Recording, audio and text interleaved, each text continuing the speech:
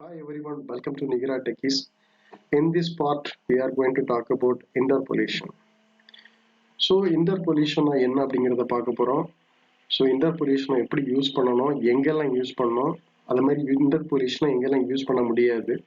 So இந்த 4 topics தான் நம்ம இந்த பார்ட்டில் வந்து நம்ம கவர் பண்ண போகிறோம். சரிங்களா? ஸோ நம்ம இன்டர்பொலேஷன் வந்து ஏற்கனவே நம்மளோட லாஸ்ட் டாபிக்லேயே நம்ம பார்த்துருந்தோம். ஆக்சுவலாக இந்த லாஸ்ட் டாப்பிக்கில் இந்த மாதிரி டைட்டிலுங்கிற ஒரு டெக்ஸ்ட் வந்து பைண்ட் பண்ணியிருப்போம். இந்த மாதிரி டபுள் கர்லி பிரேசஸ் யூஸ் பண்ணி ஆக்சுவலி இதான் இன்டர்பொலேஷன். ஸோ நார்மலாக டெஃபினிஷன் என்ன சொல்கிறாங்கன்னா, it's kind of dynamic data binding அப்படின்னு சொல்கிறாங்க. ஸோ டைனமிக் டேட்டா பைண்டிங்னா நம்ம இதில் டிஃபால்ட்டாகவே இந்த வேல்யூஸ் கொடுத்துருக்கலாம். ஆக்சுவலாக நம்ம எங்கே எடுக்கிறோம், இந்த மாதிரி ஒரு டிஎஸ் ஃபைல்லேருந்து எடுக்கிறோம்.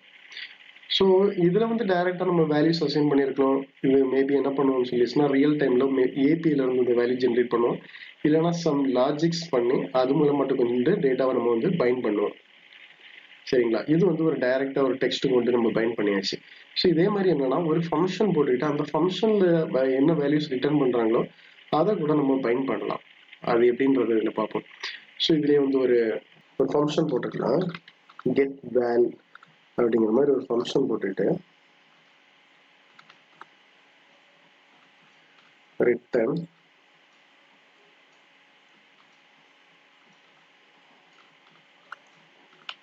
இந்த மாதிரி டுட்டோரியல் அப்படிங்கிற மாதிரி இதில் போட்டுறேன். போட்டுட்டு இந்த ஃபங்க்ஷனில் வரக்கூடிய வேல்யூவை இங்கே பைண்ட் பண்ணுறதுக்கு என்ன ஒரு ஹெச்1 டேக் எழுதிக்கிறேன். ஸோ இங்கே பார்த்தீங்கன்னா திருப்பியும் ஒரு டபுள் கர்லி பிரேசஸ் தான் யூஸ் பண்ணணும். ஸோ அங்கே என்ன நேம் கொடுத்தோமோ அந்த நேம் அப்படி எக்ஸாக்டாக எடுத்து யூஸ் பண்ணணும்.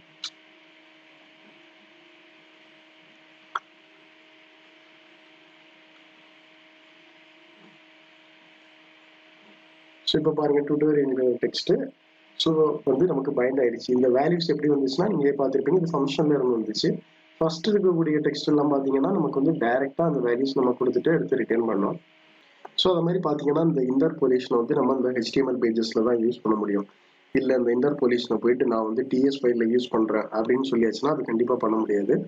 எந்த ஒரு வேல்யூஸ்னாலும் சரி தான், இல்லை ஃபங்க்ஷனாலும் சரி தான், வித்தின் இந்த காம்பனன்ட் முன்னாடி மட்டும்தான் அதை அக்சஸ் பண்ண முடியும். என்ன ஒரு காம்பனன்ட் கிரியேட் பண்ணிக்கிட்டு அந்த காம்பனன்ட்ல இங்கே இருக்கக்கூடிய ஃபங்க்ஷனை கொண்டு அக்சஸ் பண்ண முடியுமான்னு கேட்டாச்சுன்னா அப்பவும் அக்சஸ் பண்ண முடியாது. சரிங்களா? ஸோ நம்மளோட ஓகே. ஸோ இன்டர்பொலேஷனை எங்கெங்கெல்லாம் யூஸ் பண்ணலாம் அப்படிங்கிறதுக்காக ஸோ என்ன சொல்லியிருக்கேன்னா, டேட்டா பைண்டிங்கில் யூஸ் பண்ணிக்கலாம், கால்குலேஷனில் யூஸ் பண்ணிக்கலாம், கம்பேரிசனில் யூஸ் பண்ணிக்கலாம். நம்ம டேட்டா பைண்டிங் ஏற்கனவே பார்த்துட்டோம். ஸோ கால்குலேஷன் எப்படி பண்ணுறது, கம்பேரிசன் எப்படி பண்ணுறது அப்படிங்கிறத கூட பார்த்துரும்.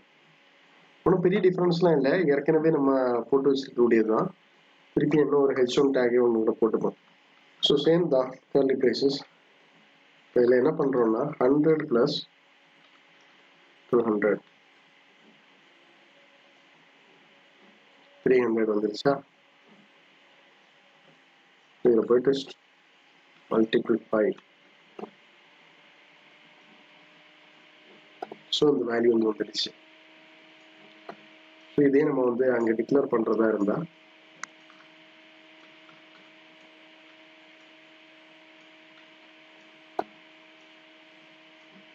டிக்ளேர் பண்ணிட்டு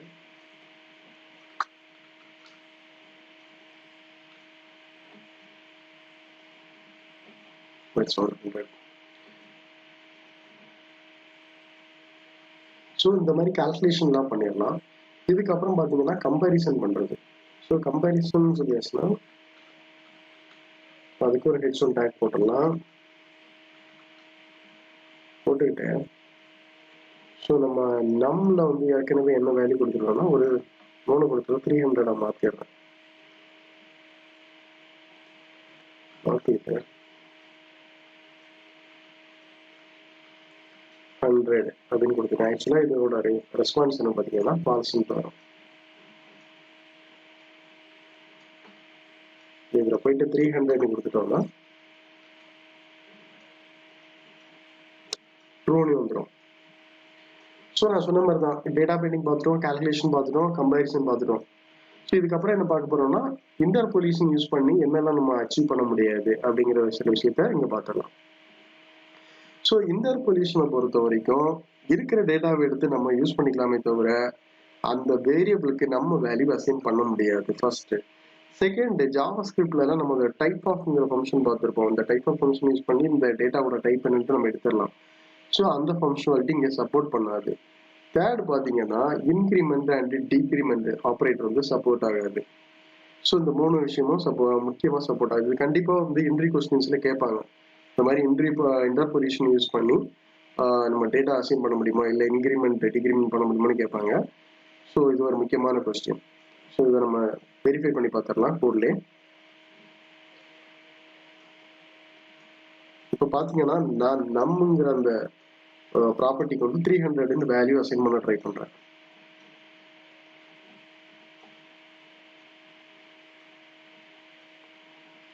ஸோ இந்த லைன்ல கரெக்டாக எரர் அடிச்சுட்டு பாருங்க. சரிங்களா? இது ஃபர்ஸ்ட் இது. ஸோ இந்த மாதிரி இன்க்ரிமெண்ட் ஆப்ரேட்டர் போடலாம். திருப்பி நமக்கு எரர் தான் இன்டிஃபைன்ட். ஸோ ஏன்னா இந்த ப்ளஸ் ப்ளஸ் வந்து சப்போர்ட் பண்ணாது. ஸோ இந்த ரெண்டையும் இப்போ எடுத்து விட்டாச்சுன்னா சூப்பராக கம்பைல் ஆகிடும். நமக்கு ரெஸ்பான்ஸ் வந்து கிடைச்சிடும். இப்போ நம்ம என்னன்னா இன்டர்பொலிஷன் என்னன்னு பார்த்துட்டோம், அதை எப்படி யூஸ் பண்ணுறதுங்கிறத பார்த்துட்டோம், அதில் என்னெல்லாம் பண்ணக்கூடாது என்னெல்லாம் பண்ணலாம் அப்படிங்கிறதெல்லாம் நம்ம பார்த்தாச்சு. ஸோ இந்த மாதிரி டேட்டா மட்டும்தான் பைண்ட் பண்ண முடியுமா, வேற எதுவும் பண்ண முடியாதா அப்படின்னு கேட்டாச்சுன்னா இல்லை. ஒரு HTML-ல நம்ம நார்மலாக என்னெல்லாம் பண்ணுவோம், லைக் ஒரு ஐடியா இருக்கலாம், இல்லை கிளாஸாக இருக்கலாம், ஒரு இமேஜ் கண்ட்ரோல் எடுத்துட்டிங்கன்னா அதுக்கு சோர்ஸ் பைண்ட் பண்ணுறது எல்லாமே நம்ம வந்து இந்த மாதிரி கண்டிப்பாக நம்ம பண்ணலாம். ஸோ இதில் ஒரு எக்ஸாம்பிளுக்கு நான் வந்து ஒரு கிளாஸ் வந்து பைண்ட் பண்ணி காமிக்கிறேன். இப்போ வந்து இந்த H1க்கு வந்து நான் ஒரு கிளாஸ் வந்து செட் பண்ண போகிறேன். டெஸ்ட்டுங்கிற கிளாஸ் வந்து எனக்கு செட் பண்ணணும். இப்படி செட் பண்ணுறதுக்கு நான் வந்து இன்டர்பொலிஷன் மட்டும் நம்ம இது பண்ணணும். அதுக்கு வந்து நான் ஆல்ரெடி டிக்ளேர் பண்ணிக்கிறேன். நியூ கிளாஸ் அப்படிங்கிற மாதிரி ஒரு டிக்ளேர் பண்ணிட்டு அதுக்கு வேல்யூ பார்த்தீங்கன்னா நான் டெஸ்ட்டுன்ட்டு கொடுத்துட்றேன். சரிங்களா? சேவ் பண்ணிக்கணும், இல்லை நான் எரர் அடிக்கும். இப்போ இதில் போயிட்டு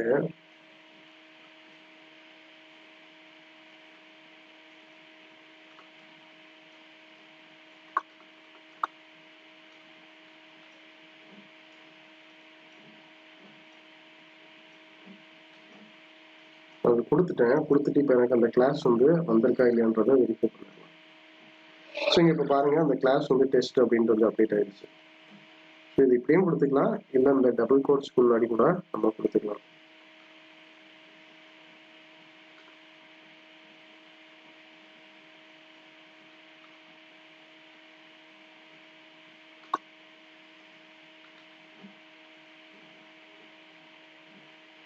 ஸோ இப்போ பார்த்தீங்கன்னா இங்கே வந்து டெஸ்ட்டுங்கிறது அப்டேட் ஆயிருக்கு.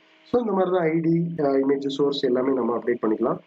ஹோப்லி இந்த வீடியோ உங்கள் எல்லாருக்கும் பிடிச்சிருக்குன்னு நம்புகிறேன். இன்டர்பொலிஷனும் ரொம்ப கிளியராக எக்ஸ்பிளைன் ஆகிருக்கும். ஸோ நம்மளோட அடுத்த வீடியோவில் இன்னொரு சூப்பரான டாப்பிக்கை பார்க்கலாம். அது வரைக்கும் பாய். இது வரைக்கும் யாரெல்லாம் நம்ம சேனலை சப்ஸ்கிரைப் பண்ணலையோ சப்ஸ்கிரைப் பண்ணி சப்போர்ட் பண்ணுங்கள். தேங்க்யூ.